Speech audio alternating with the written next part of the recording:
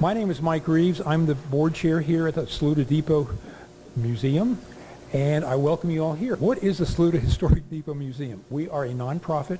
We were formed in 2015 by a group of local people that decided we needed to get together, save this building for history, for our future, and let people know what the truth of how we got here and what Saluda is all about. David O'Brien is our historian. Yay, David. And he keeps track of all the stories, and he tells us what we're supposed to say and not. As I said, we are a nonprofit. We are a 501c3. We have a mortgage. We run basically, we are self-funded. We do get no funds from the city, state, or federal. We basically do all our own fundraising. We run on donations, on membership, and we run on grants. Well, grants are for projects, for improvements and updates, are not for actual operating expenses. And we also do fundraisers. That being said, we don't charge anybody for anything. There's no admission here. There's no admission for these things. There's no admission for the upcoming event that's being sponsored by Polk County Community Foundation, which is going to be our 3rd annual night of the museum presentation, which we think is going to be in November. And what that is that we all dress up in period characters involved. We come over, we have 8 or 9 stations here at the depot, and then next door we have food and drink and music, and all that's free, and we welcome all people to come and visit us. It is a ticketed item, so please let us know if you're interested. Also, if you're interested in being a docent or a volunteer to help us out, or have some skill you might want to contribute to us, come see one of the board members. There's a bunch of us here. And on that happy note, I'm going to turn you over here to our program director, Mary. I guess that goes out in the woods and gets these wonderful speakers. And tonight we're especially lucky because the man that we had that was coming threw his rotator cuff out, or whatever you do with rotator cuffs, and he was going to try to come, and he said, I am really in such pain. But he didn't tell me this until last week. And I thought, oh God, what am I going to do? But then I thought, okay, who is the best photographer we have? And he has graciously agreed to come. He's a professional photographer. And he has put together a program for us tonight. But one thing I want to tell you about what a giving person this guy is. He's an artist, you can tell. He's a photographer. He's done these pictures.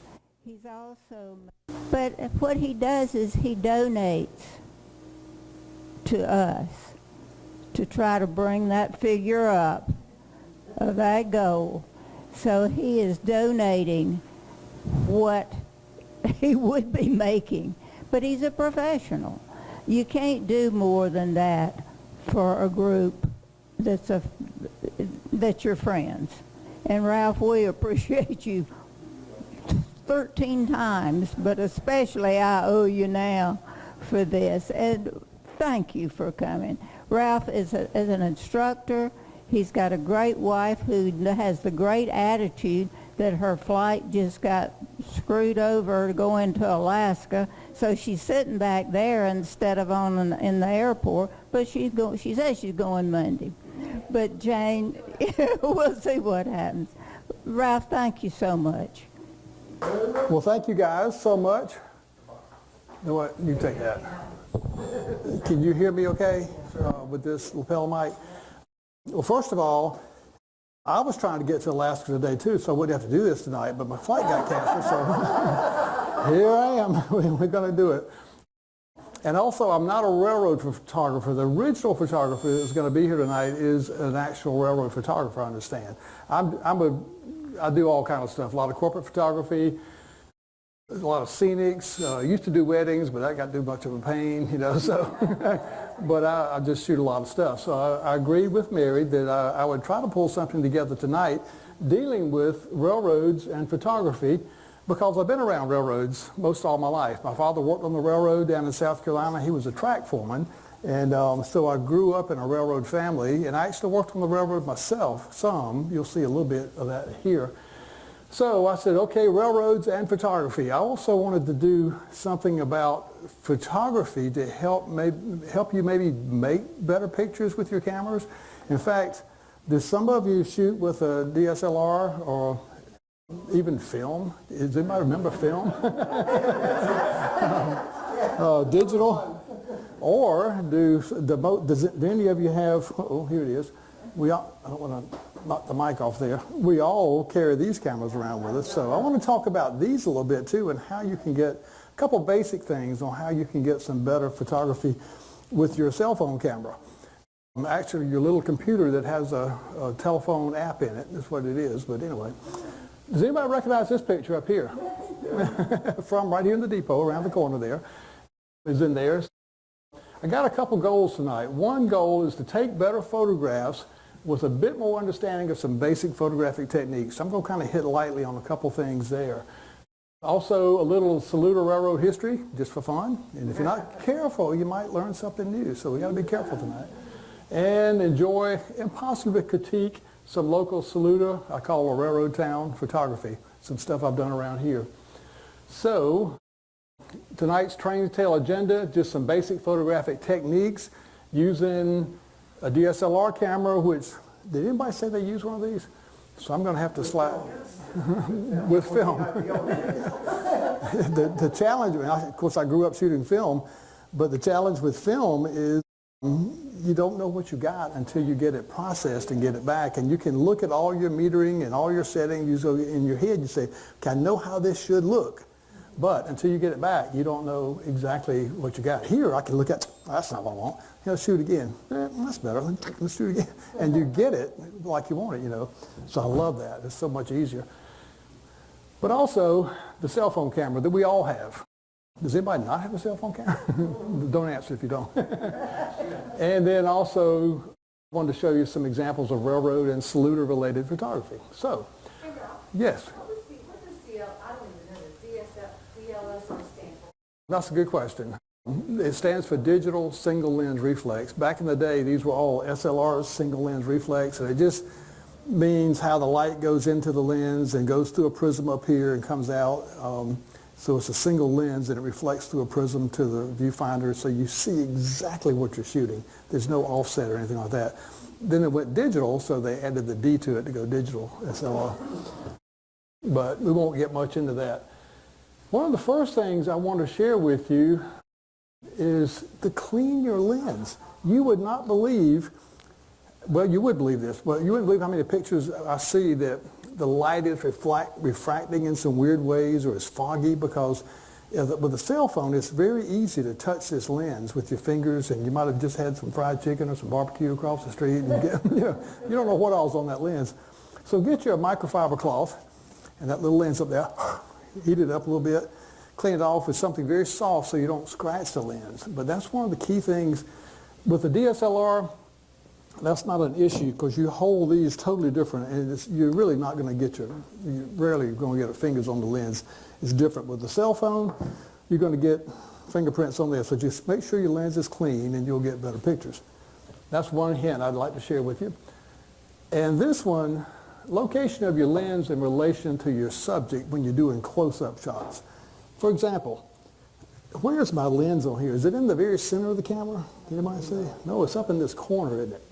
And if you shoot something like, let's say you're trying to photograph another photograph or something real close up, maybe I wanted to shoot a picture of this, what people tend to do is put the center of the camera fairly close here, and you get a distorted view of this. It starts out, big on the bottom and gets narrow at the top.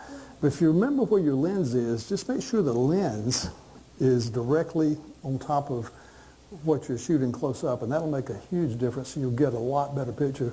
Mike and I were doing some things back there not long ago, and we were just making sure we lined that lens up just right to copy many of the pictures that are in here right now. So that's a little thing there. Steady the camera, especially in lower light situations. DSLRs to me they're very heavy, but they're easy to balance, because if you ever see somebody holding a camera like this, you pretty well know they don't know exactly what they're doing. And DSLRs, you always hold them in your hand like this, and I'm right-handed, so I shoot left-handed, and that frees this hand up to handle all my controls. That's one thing. Back in the day, we had to manually focus, so all your focusing was done with these fingers out here. Today, most all cameras are autofocus, which is awesome. And we used to also have to wind it every time. So your thumb's winding, your fingers are doing this, but you get good balance. So in holding a camera like this, if I'm shooting fairly low shutter speeds, I want to brace myself. I'll try to put my elbow on my hip. I'll get it in here. I'm going to hold my breath. And if you even count your heartbeats, you can shoot between heartbeats. It's much steadier when you're shooting very low speed stuff like below a 15th of a second or something like that. But the same thing holds with your DSLR. If you're shooting stuff out in bright daylight, steadiness is usually not an issue. But if you're shooting in lower light, it can definitely be an issue. So I can do the same thing. I will hold my breath. I'll look at my picture, get it real steady. And you'll see some in here, like different things in low lights that I shot with this. And I'll point that out. But what I had to do it, sometimes I got to find me a tree or something to, put it against and hold it real steady. That helps hold it. Anything in low light, if you're shooting late evenings or nighttime things, you want to be steady. So that's a little hint there. And composition is another thing. That's probably the biggest thing you can do with any camera is the composition of your picture. And we're going to look at several examples here. And many times I've shot pictures standing right beside somebody else, and they'll look at theirs and they'll look at mine and say, why is your picture so much better than mine? And it's always composition, just how you compose the picture. So let's look at that. And there's something called a rule of thirds, but it's a rule of thirds, and if it's a rule, what are rules meant to be? Yeah, so it doesn't have to be, so you can break those rules. Now here's an example. This lady was running with her stroller. It was in a race down in Lexington, and there's nothing wrong with that picture. It's really good, but I want you to look at something. She's heading which way? That way, right? The bulk of my picture is back behind her, which I don't really care about unless I knew somebody up here that I wanted in the picture, but I'm going to propose that you change it to this. Shooting like this, and I may have probably just took that one and cropped it. No, because I actually shot it twice here, but I shot it in such a way that you see where she's going and your eye goes toward what she's looking at or where she's going, and that just makes a better picture than this one. Can you see the difference? So sometimes just composing your picture makes a big difference. Now my daddy, when he was, sorry, he would get a camera and he'd read the instruction book. He always read the instruction books. And it said in the instruction books, it says, put the face in the middle of the picture. And so what you get is all this ceiling. Now, do I need all that ceiling up there? I said, Daddy, bring the camera down a little bit. No, the instructions said you got to put the face in the camera. I said, well, okay. So I don't need that ceiling or that sky unless the sky is the subject. So in this case, I just cropped some of that out. But can you gain this back down here? Mm-mm. If you didn't shoot it, you've lost this. So even though you can crop that out, you get a better picture, but you don't need all that ceiling up there. But sometimes the sky is the subject, and you want the sky. I shot that on Lake Murray down near Columbia in Lexington. One evening we were out on the boat. The sky was just, many times it's so beautiful. So if the sky is your subject, don't pull it down and miss your subject. Get your sky up there. Here's another example. The rule of thirds typically says, well, first of all, where is this guy in relation to the picture? Is he on 1/3 in the middle or on the other third? He's right in the center, right in the middle. This was a student of mine that when I was teaching a photography class, had done this of her husband, and that's good, but again, where is he looking? He's looking this way. Is the stuff behind him important at all? No. So I just said, why don't we crop it like that? And you still don't know what he's looking at, but now your eye goes with him this way. So I'm putting him kind of more to the 1/3 side of the picture here. Does that make sense? And that kind of helps in your composition. This is one I did of our pastor down in Lexington. that I did a lot of shooting for our church, all kind of special events and things, but as he was preaching, he's looking at the congregation out here. He's not looking at the choir back here, but you can follow his eyes.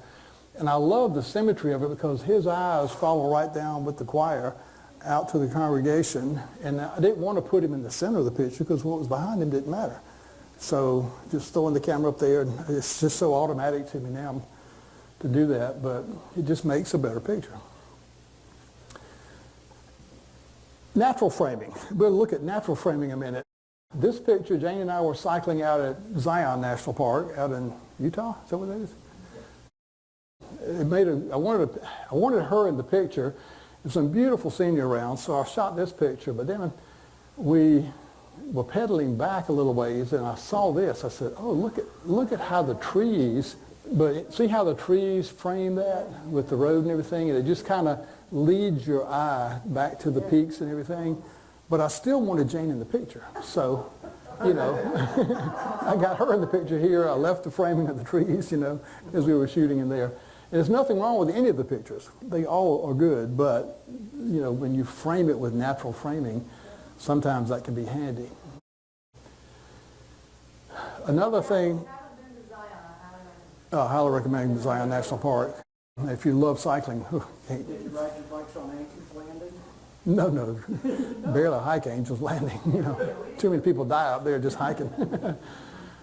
Does anybody recognize this scene here in town? Right up Greenville Street here, if you go up Greenville Street, there's a huge field on the left there. And I see yes, it is. Old Mount Page to the left right there. It goes down through there. But anyway, depth of field. Does anybody know what that means? In photography, it's not as easy to do with a cell phone camera as it is a DSLR. But the depth of field is how much of your picture is in focus. Like if I wanted to shoot Mary right here, and I wanted y'all back here, but I didn't want you, I just wanted you to be blurred out, I would do one setting on the camera and she'd be in focus and y'all would be blurred out. But if I wanted everybody in focus, all the way back to Mike, I would change my settings and everybody would be in focus.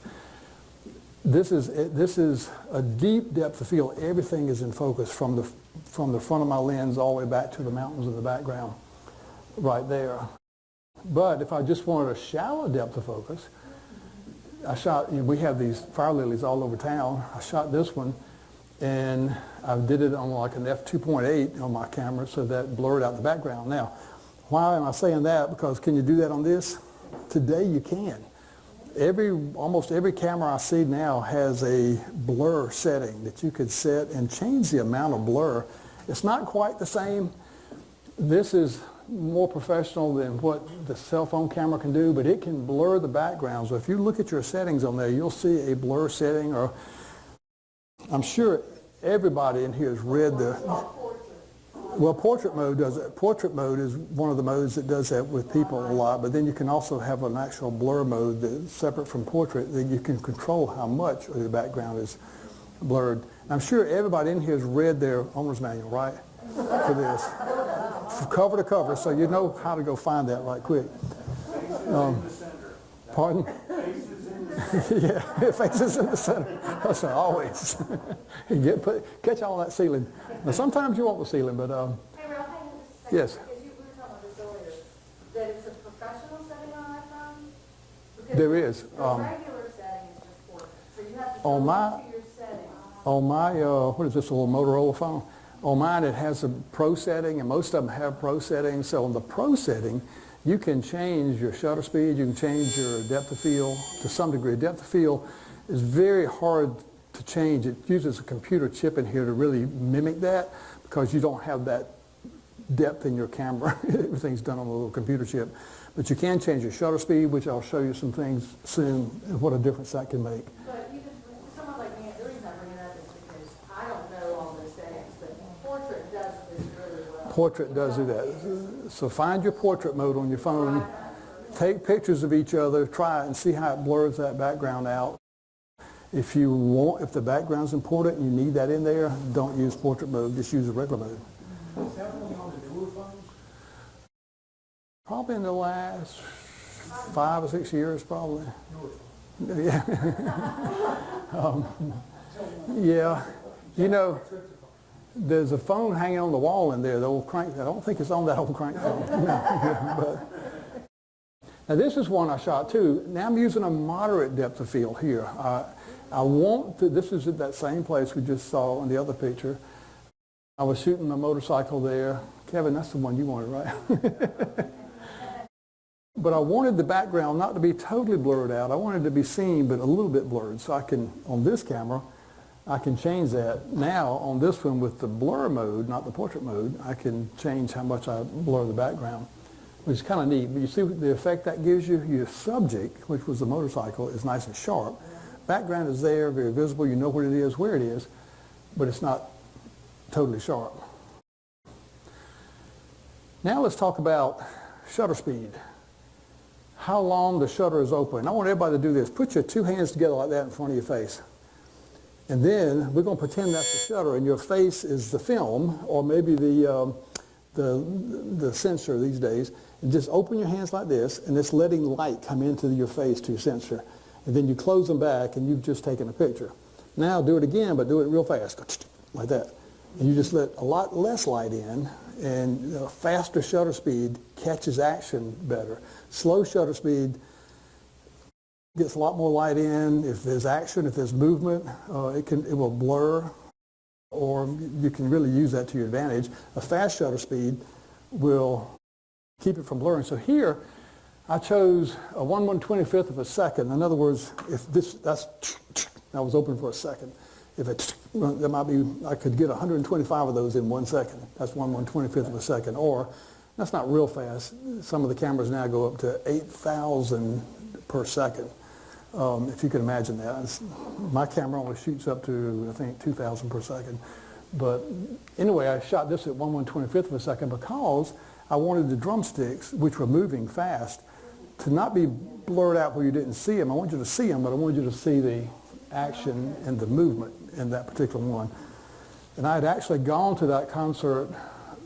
They had 2 of them, so I went to the first one just to sit and watch, to say, okay, I know what I want to photograph when I come back, so I go back the second time to photograph what I need, because they had hired me to shoot that concert. Now here's one. Can you see this one? I'm using a slower shutter speed, but I'm also using a technique called what? Does anybody know? It's called panning. And by slowing my shutter speed down, what I'm doing, the cyclist is coming by, and if I just took the picture at a slow shutter speed, he's going to be blurred. The background will be nice and sharp. He'll be blurred, which is another technique you can use too. But if he's going by and I'm following him like this and take the picture, and you follow through, you don't just take it and stop, you just follow, take it and just follow through with him, you'll get an action like this where he's sharp, but you don't see any spokes, do you? His spokes have disappeared. He's sharp. This is downtown Chicago, and he's in the background blurs, so it shows that action. You can feel the action in there. You know it's not still. Here's another one, a moderate shutter speed. My son used to fly, that's him flying that Black Hawk. He had just dropped a bunch of Army guys off. This was down at Fort Jackson in Columbia. It was a situation where they were role playing, but they were under fire. So the Black Hawks came in, landed. The soldiers ran out real quick. They set up a perimeter on the ground. He's got to do what's called a combat takeoff, where they don't just go like that and fly off. He just leans that thing forward, gets out of there, because he's under fire. He wants to get out of there as fast as possible.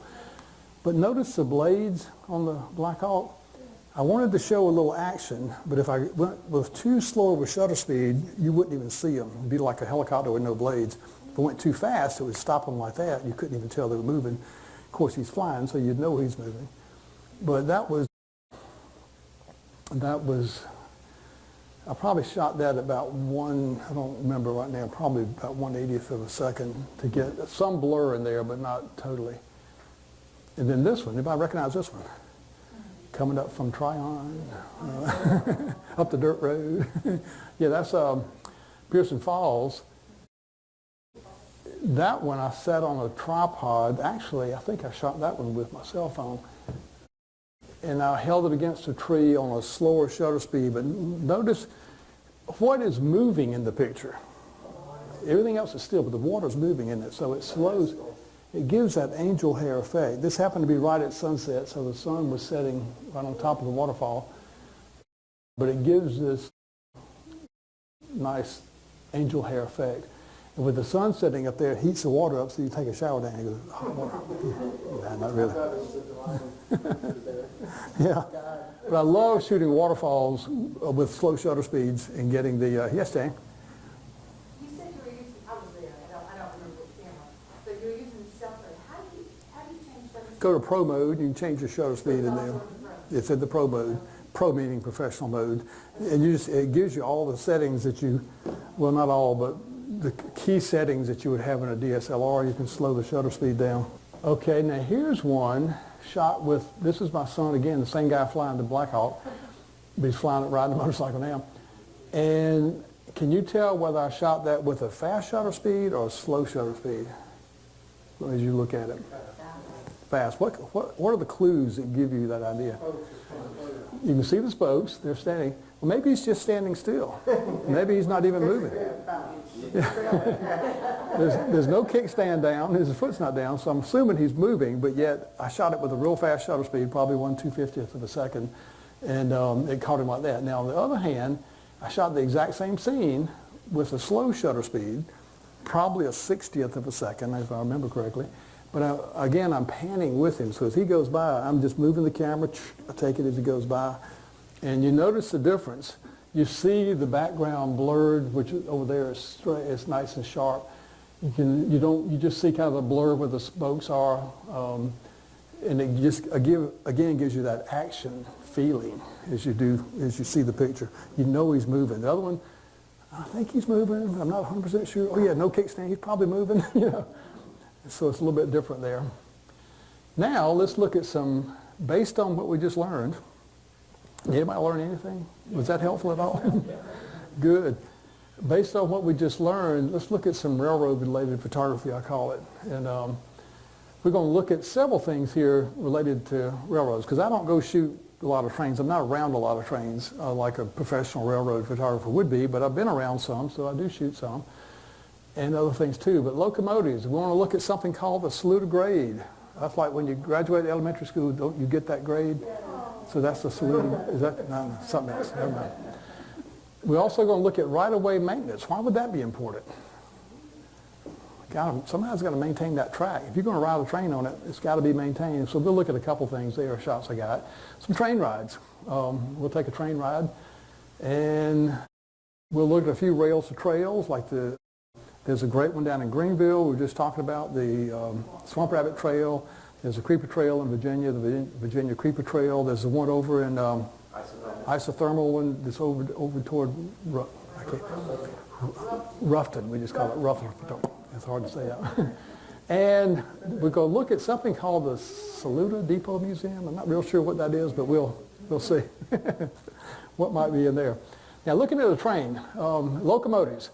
This is a shot of a locomotive, and I did shoot that with this camera with a different lens on it, with a wide-angle lens, and with a wide-angle lens. But you can see the whole train here with a wide-angle lens. It lets me get it. We were riding. That's Durango to Silverton. We're in Silverton, Colorado, right there. If you've never, it does. And one reason it looks like a painting is there's another technique I use on my camera called HDR, high dynamic range. And your cell phone camera, if it's in the last, 6 years or so, or at least 5 years, will have an HDR setting. If you're shooting anything scenic, I would recommend using HDR. What that means, high dynamic range. Dynamic range is just the amount of light that you can see opposed to the contrast. And your eyes can see. Have you ever looked, I mean, if I'm looking right now toward you guys in the back, well, there's a lot of light outside, but I can see y'all totally plainly. If I took a picture of you right now, you're going to be kind of dark. If it meters on that light, you're going to be kind of dark, and that light's going to come through. Or vice versa, if I meter on you, that's going to be burned out. High dynamic range will take multiple pictures almost instantly. You can hear them. In fact, listen to this. I think I've got it on an HDR setting now. If you listen real carefully, you'll hear 3 shots come through when I match at one time. Hang on. Hear all 3 of those? It shot 3 different settings in that. So it would balance that light out. So it shot with a more open setting to catch the light in here. It shot to make that out there, so it would balance it all. When you're shooting things, especially black things like this, you're going to get a lot of contrast in there, and you won't really be able to see much of it. But if you have your camera set on HDR, the little computer chip in there will balance that light out and make it a much better picture. So that's one thing I just recommend, and you'll find your HDR setting in your camera. I think you can set it where it always uses HDR. Yeah, I keep mine set on that. If the situation calls for it. Your camera, I know. It's so smart. It just says, okay, this lighting situation needs HDR, and this one doesn't, so it knows when to use it, when not, if you set it on HDR. I'm sorry, I'm standing right in front of you, blocking you. It is a cool private car. And then inside one of the museums, again, I'm shooting with a wide-angle lens. Again, doing HDR, the light is much lower in there. I'm having to hand hold, like I said, I'm bracing, holding my breath, you know, as I shoot. So I'm not shaking the camera at all. Try not to shake it. If you get down too low a shutter speed, it'll just blur a little bit on you. And then inside that same engine, I was able to go inside. I had never been inside a steam engine before to see where the fireman shovels the fire in the firebox. He steps on the pedal, and these things, kind of like your hands did a while ago, they just, and he throws coal in there. But again, I had to use a wide-angle lens and HDR to get the whole thing, because I didn't have much room. I mean, I'm backed up to the wall like this, and it's right there in front of me, so I'm shooting with a wide. And your cell phones, most of them today, if you look at it, and it's got, I see 3 lenses on here. If you look at, if yours has more than 1 lens, you've got a wide-angle setting on yours too, and probably a telephoto setting, so you can switch to those to shoot wide-angle like that. Let's see, or sometimes I'm just shooting close up. Can you tell? That's a black subject. Can you tell if I used HDR or not? I definitely did, because you can see the detail in the shadows. Without HDR, the contrast is going to be too high. You won't see that. Anybody recognize this train? Almost looks like the one in there, doesn't it? This is the one. Shoot, what's that, James? No, that we ride up out of Bryson City. The what, Smoky Mountain Railroad, yeah. And this was one of the hardest shots to get. I waited to get that shot, because when it stops up at Nantahala, where it was stopped, I wanted to get this shot. Well, there's like 100 people around that engine. Everybody wants to get that shot. I had to wait till people finally got hungry and left to go get something to eat, so I could finally get that one shot with nobody in it. And I mean, every shot, a second before that, a second after that, had people in it. So anyway, again, look at this, thinking about the thirds. I didn't want the sky. The sky didn't mean anything to me, but the railroad track did, because that's where the train's going, of course, is on the track. And so by pointing my camera down more, catching the track and the train, putting the train at the very top of my frame in here, and the track down below me. And sometimes I might even get down low in the track like this and shoot differently, but it's all about composition so much of the time. Now let's talk about something called the famous Saluda Grade. Anybody ever heard of the Saluda Grade? And this is funny. When we were out in Colorado riding the Durango to Silverton, there was this conductor in there. He was in his probably mid-80s, and he was very talkative, going through, taking people's tickets, where you from, you know, talking to people. And he gets to me and Jane, and he says, now, where y'all from? We said, Saluda, North Carolina. He just, the Saluda Grade? And I said, wait a minute, you're in Colorado. Do you know about the Saluda Grade? He said, everybody in railroad knows about the Saluda Grade. He said, it's on my bucket list to go see it. He said, I'm in my mid-80s. I got to get out there to see it. I said, well, come by the museum when you do. And it is famous, because it is the steepest mainline standard gauge railroad in the entire United States. And when my dad used to tell us that as kids growing up, I said, Dad, it's surely not compared to the Rocky Mountains. He said, no, Saluda, North Carolina is the steepest mainline. He said, now there are some narrow gauge and short tracks going into like silver mines and things like that, could be just as steep or even a little bit steeper, but not a mainline. A mainline meaning this railroad ran from Charleston, ran passenger trains from Charleston, South Carolina to Cincinnati, Ohio every day. and one back every day, and they crossed at Spartanburg. That's a main line. That's not a little sidetrack somewhere, you know. So it was built in 1878, and you can see that. And the interesting thing about it, there were two civil engineers. We found this old photograph of these two civil engineers that helped design this track and get it built. So these are old codgers here, but man, they knew what they were doing when it came to railroading. Right, Mike? Oh, yeah. Well, this is Captain Pearson on the left, who Pearson Falls is named after. He ended up buying that land around Pearson Falls. It does. I think that's your great something.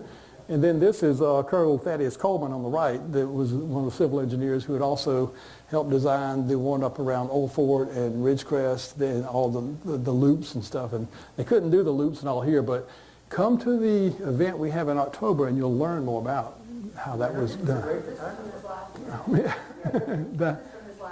Yeah, this was last October. October of 1870 something, I think. I'm not sure. 77, there you go. And the Saluda Grade also, of course, has beautiful seasons. I just shot this picture when a little flowers blooming. Again, I was trying to naturally frame it as best I could in that shot. But also, sometimes it snows around here. I love this shot because it was a wet snow that stuck to the trees, and it just, all the trees, if you notice, are covered. You can still see the rails, and I shot that from the bridge over there, right out there, looking downtown, and it probably just stopped snowing then when I got that shot. And another one here on that same day, and I'm so glad I got this one. Anybody know why? Yeah, that's gone. Yeah, the crossing signal was there. It's no longer there. It was run over by a truck, 3, 4, 5 months ago, and it's gone now. So we'll never see that again. But it was there, and I just happened to think to catch it. So I ended up liking that picture a lot. We hadn't seen snow in 2 years, so it was the year before that. It was 22, I believe. 21. And we had 17 inches of snow at our house at that time. Somebody with a mask, I get it. Oh, I forgot. The railroad crossing signal. that is no more. I forgot. I forgot that. Now, you know, this is what it was like then, back in the day when they were running the diesels, pulling the trains through here. So I did a slide of then and now. So now, the trains don't run, but the people that live down the old Pearson Falls Road, sometimes I've heard them swear that they'll hear the screeching of the wheels around the rails, or they'll hear a faint whistle blowing, and it's always on a full moon night sometime, around midnight or something like that. So you see the ghost train coming through, and you see a print that we sell here at the depot of the ghost train, right here, a sepia tone one here, and a color one like that over in the gift shop. And of the different cards, the note cards. Here's one of the ghost train on the note cards. So just a shameless plug here for. And then some of the note cards. Here's that other scene of the snow on this note card. And some of these are like, there are 5 cards in a box, and some of them they're all the same, but some of them are assortments. So there'll be one of each of the 5 cards we have up here. An actual. Great Christmas card, especially the snow ones. Woo-wee. Now, here's a place at the bottom of the grade called, anybody know? Melrose. Melrose, that's the station down there. Now, the interesting thing about Melrose is the grade was so steep, and the grade starts right there. You can see what I'm talking about. The train has just started going up the grade there. But there's a water tower and a coal tower here. Why would you have a water tower and a coal tower at the bottom of the grade? Load up. But to get a train up the grade, they would have to split the train into thirds. They couldn't get the whole on freight trains. Now, passenger trains, they could get them all the way up, but freight trains were much heavier. So they'd leave 2/3 at the bottom of the grade. They would carry a third up using an engine, a steam engine in the back, and 1 or 2 in the front to pull them up. And then they get up here just beyond the bridge here where the barbecue place is across there. Just beyond the bridge, there are more side tracks, so they would put that third there, take the empty engines back down the grade, pick up another third, bring it up. They call it tripling the grade. They would bring it up 3 times. So there's a lot of work, a lot of time, and not the most efficient, but the only way to do a steep grade like that. So that picture is actually part of the diorama, right? I think Kevin's looking right in at that picture right now. So I put my camera lens against like plexiglass there, and I shot that picture. Now, you're talking about depth of field. I wanted the whole thing to be in focus all the way up to the train engine up there, so I had to use a small aperture to get a great depth of field to be able to get it all in focus as best I could. But I shot a lot of the diorama like that, and I just like that one. But here's a real picture of a steamer pushing a freight train up the grade. So you'll see this thing, and this is the exact same track you just looked at. This is the safety runaway track at the bottom of the grade right here. If we go back here, the safety runaway is on the other side of the water tower. You can't quite see it there. So we know this was shot after 1903, because 1903 is when the 2 safety runaway tracks were put in. But this is one here. Now, the interesting thing about that one, I didn't shoot this. I'm not quite that old. You know, I probably could have if I was a kid. But anyway, it says Photo Mine Colorized by Ralph Mayer. It was a black and white picture, and it's in here somewhere on the wall. And we got some of these, but there's an app out there now we just discovered 6 months ago called Photo Mine. It's photo, P-H-O-T-O, and mine is M-Y-N-E, and it's all one word.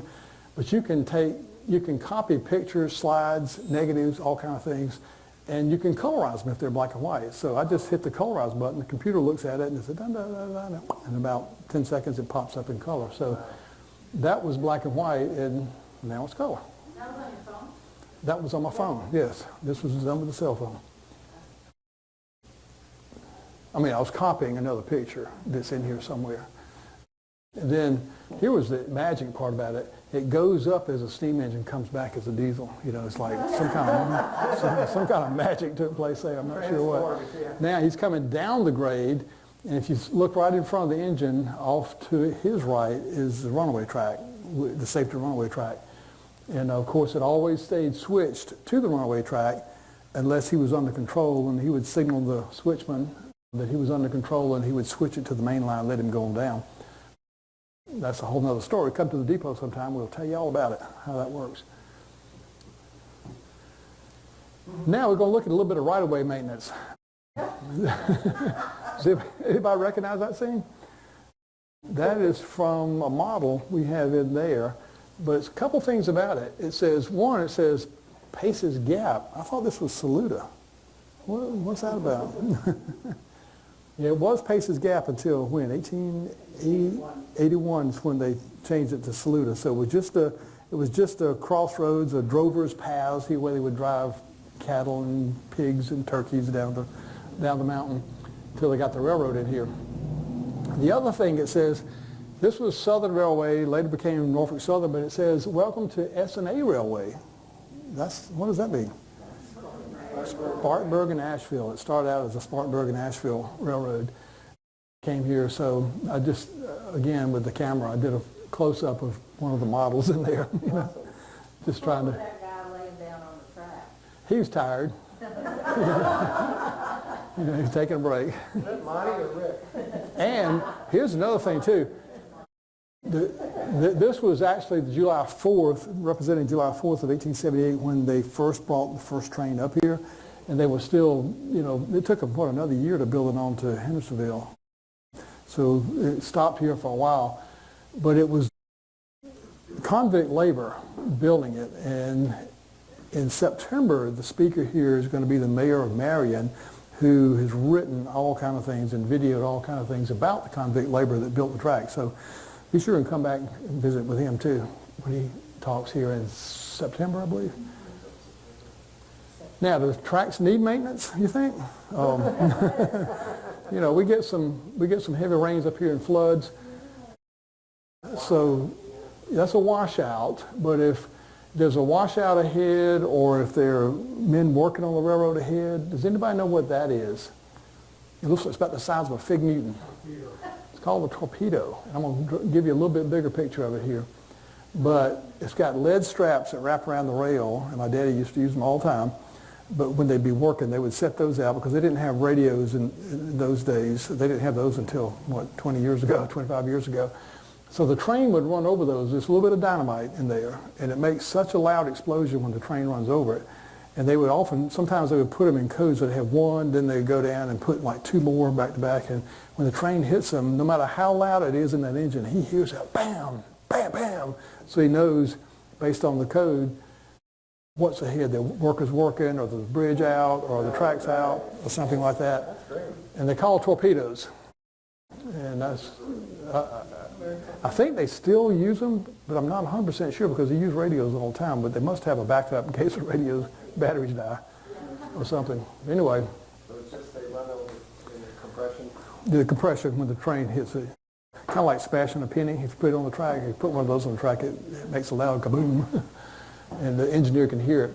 Now, I don't know if you recognize that fellow inside, but that's yours truly, using a piece of equipment. You remember seeing all those men working on the track back there?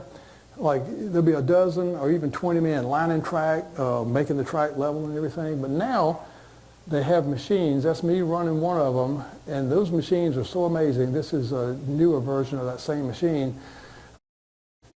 It goes in and lines track, and I used to work in a contract division with this company out of Columbia for smaller railroads that couldn't afford to buy these machines. My machine weighed 16 tons. This one's probably 20 tons here. But big railroads like Norfolk Southern and CSX, they'll buy these because they use them all the time. But a small railroad that only owns maybe 20 miles of track into a mine or something, they would contract for us to come rebuild their track. When I say rebuild, it could be behind a flood, like you saw that other one dangling in the air. It could be like that, or many times the track just gets so rough. You look at it, and it's like this, and it's out of line, and a train that wants to do 30 miles an hour on it, or 40, can't do but 5 because the track is just like this. You look behind my machine, man, that track is smooth as it could be. But what this thing does is so cool. It's got claws right here. It'll grab that rail, pick that rail up off the rail bed, including the cross ties. They'll all come up. They pick it up. You don't want to pick it high because of a lot of, especially in the summertime when the rail's hot, because it can do like, have you ever taken a rope and done that to a rope and watched that? A rail can do that too. If you're not careful, it can kill people when it does it. But anyway, it picks up the rail, and while it's holding it, it'll shift it left and right. And it'll find center based on a laser up here on this buggy out front.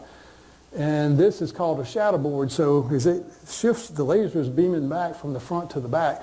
And when it breaks that laser beam, it knows that's straight. It knows what it, so then it holds it there for a second. These big tamper fingers come down on both sides of the cross ties. They're vibrating at 16,000 RPM. They go and the gravel, and they just push the gravel under the cross tie. Then they come right back up. And so then it releases the rail, and it stays right there. It doesn't move.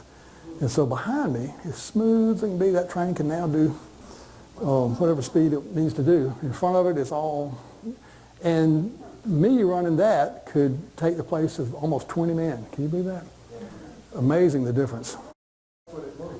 How fast? Well, I could put up about 2 miles. I could put up about 2 miles of track a day with this. Whereas a team of men might put up a half mile, you know, at best, you know. So it's kind of interesting technology there. Now that the track is in good shape, hey, let's go for a train ride. Let's follow the signs to the trains. And I found me a nice bench to sit on there. It's heavy. Nobody's going to pick it up and throw it in the pickup truck and steal it. I don't think. And then you're waiting on the train, so here comes the train.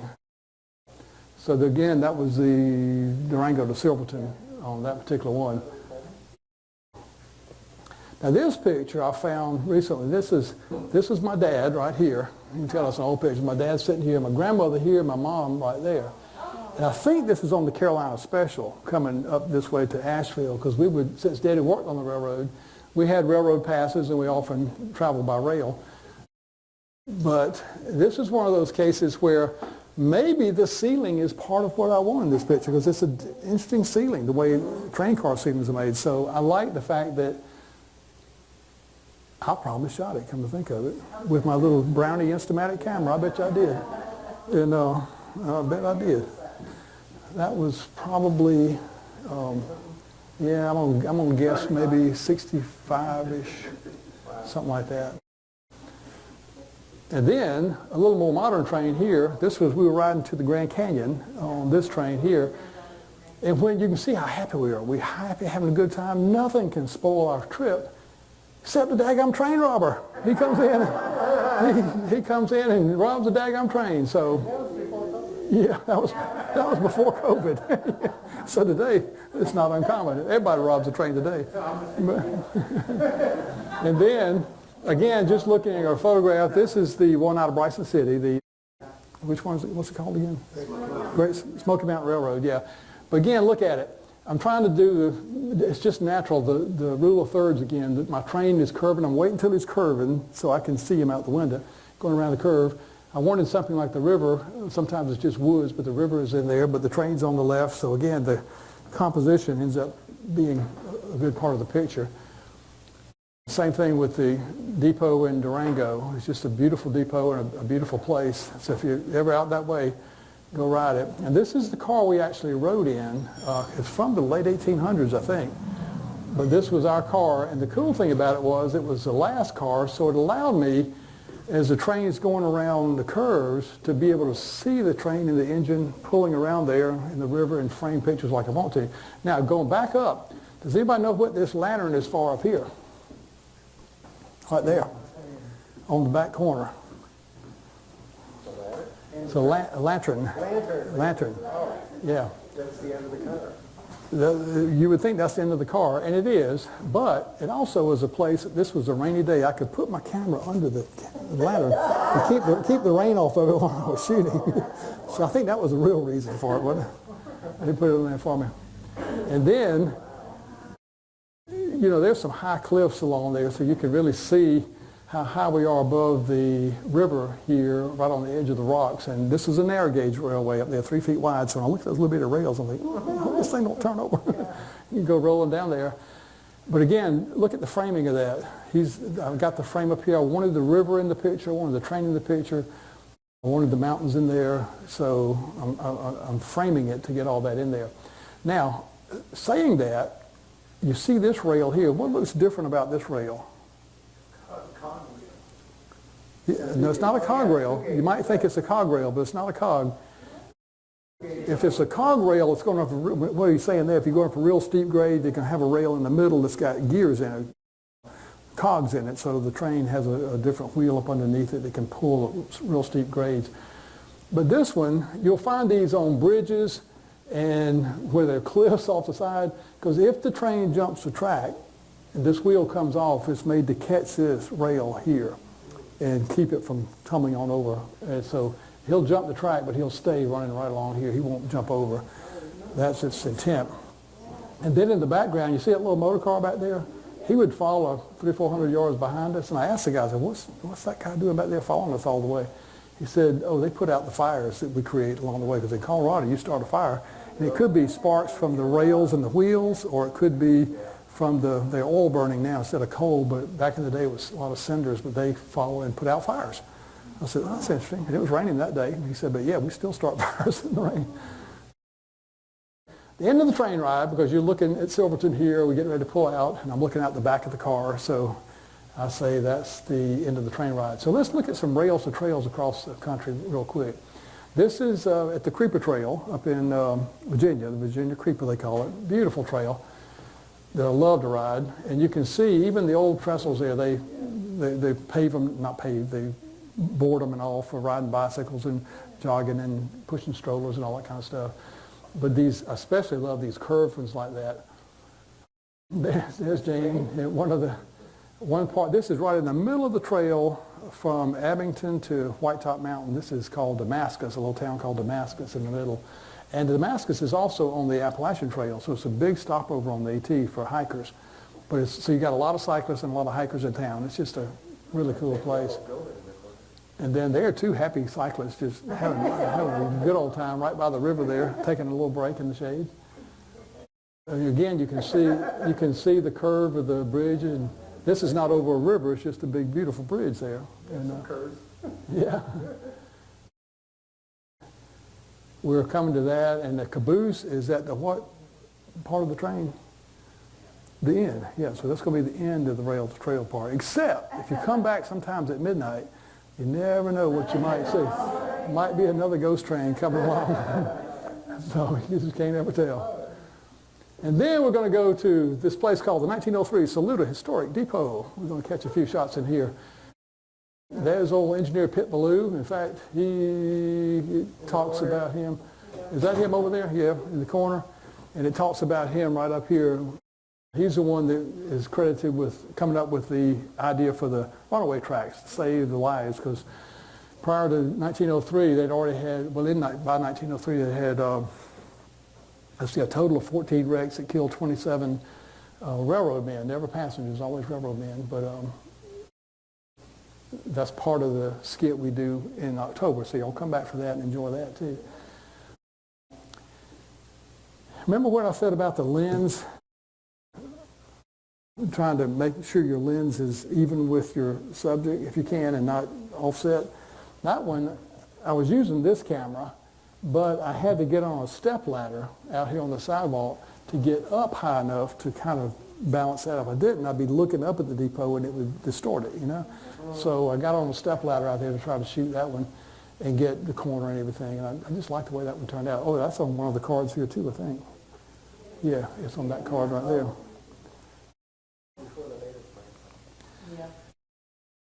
This is that room there, the station master's 1903 desk, the original desk, and some of the lanterns up around the wall, but I did a little sepia tone on that to make it look old, even though I shot it probably last year, but it gives it a totally different look.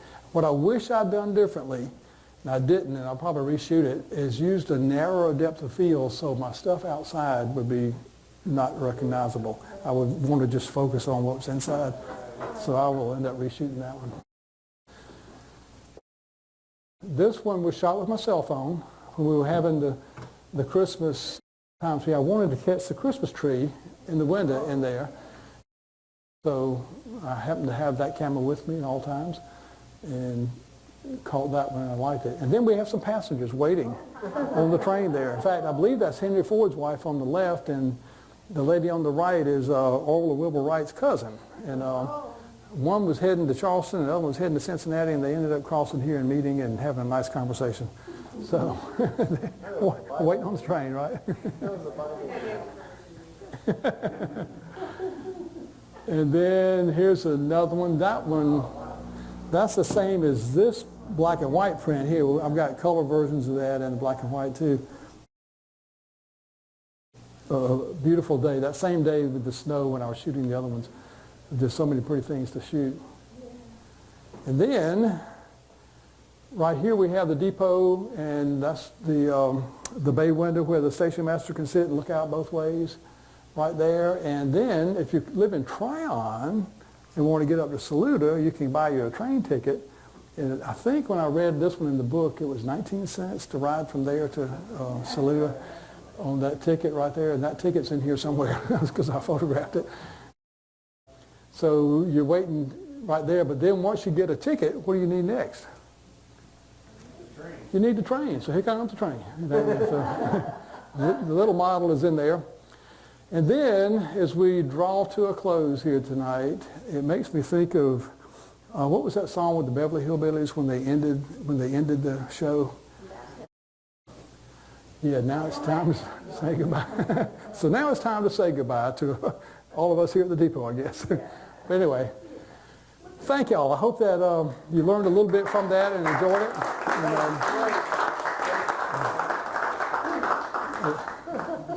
And, any other questions about the... Well, thank you. My pleasure.